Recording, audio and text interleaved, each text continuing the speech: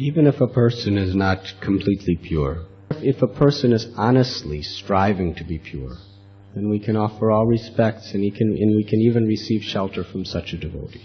But a person who is a cheater, a person who is giving his own opinions, who is not humbling himself before a disciplic line of great acharyas, who is not by his honest means really striving and struggling to become what he is preaching, such a person is an honorable devotee. He is a true sadhu.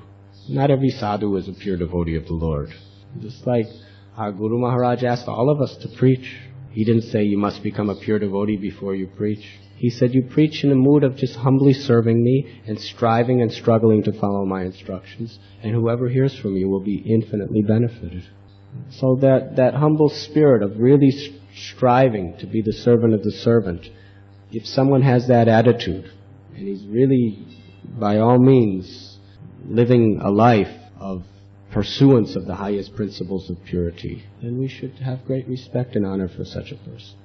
But if a person accepts the position of a paramahamsa and a great devotee of the Lord, and such a person is not repeating, he's giving his own interpretations, his own opinions, he's not humbly representing the disciplic lines. If a person is engaged in illicit activities without really even endeavoring to thinking that it's all right, I am very great, and such a person, we should understand, is that association is absolutely contrary to our spiritual interests. Therefore, we should seek out the association of sincere devotees of the Lord. It's like here at the temple. These devotees are very sincere.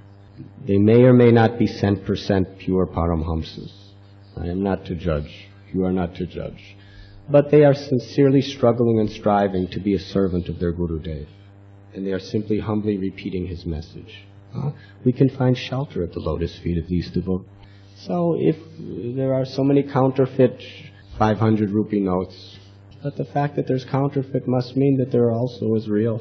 So however many counterfeits we may have been exposed to in our life, we should not just decide, well, forget 500 rupee notes. We should be looking for the real one. In the Bhagavatam it describes very clearly that in Kali Yuga, what is religion is taken to be irreligion, and what is irreligion is taken to be religion. And how do you think this comes about? When the Brahmins and the Swamis and the priests and the ministers, when they're teaching irreligion in the name of religion. It's not that the people just formulate these ideas. This is what's being taught by the religious leaders. What the great men do, the common men follow. So the Bhagavatam warns us that this is the situation in Kali Yuga, that there are so many cheaters who call themselves God, who declare themselves to be incarnations, who are teaching their own opinions, who are teaching compromised philosophies just to attract the masses to themselves. So that's very clearly explained. It's stressed, emphasized, but at the same time, even more emphasized simultaneously is you must take shelter of the lotus feet of a sadhu. So therefore we must seek out those sadhus who are really sincere, who are really striving for the truth, who are really the humble servants of the previous acharyas. However many people cheat us, we must keep looking, keep waiting, keep praying. And when we find such a genuine person, we should feel most grateful.